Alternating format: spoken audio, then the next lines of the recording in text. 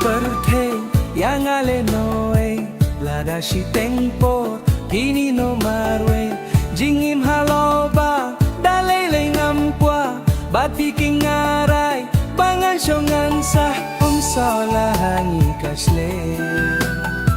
nanomino dalele salahangi kasle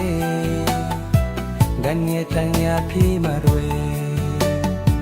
Jingit ka jonga, yapi keng shisha Om don mau kilo, bantel ne perlah Ngam tipat hadu katno Bapi ke ilangan Ngam tipat hadu katno Bapi e shisha yangan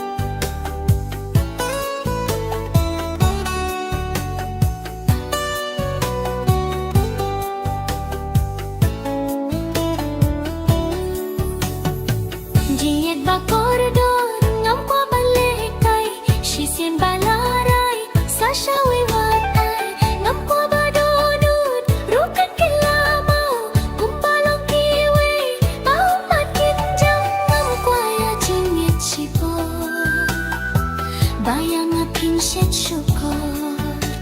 Ngam kuaya jingit cipor Umat jong aping pentlor Ki koru koram, ki labah lausan Namar jong piet, ngan tombit napan Tolong siun hado no jonga Baya pingai itchisha Tolong siun hado no jonga Si porwat nom sit kela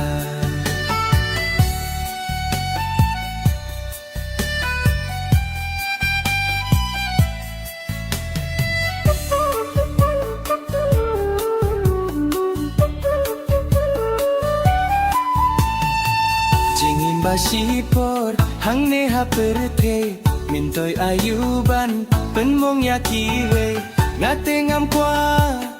da shisha Ya tu seyi hanga ngate ngam kwa da shisha Pipat kumlo yanga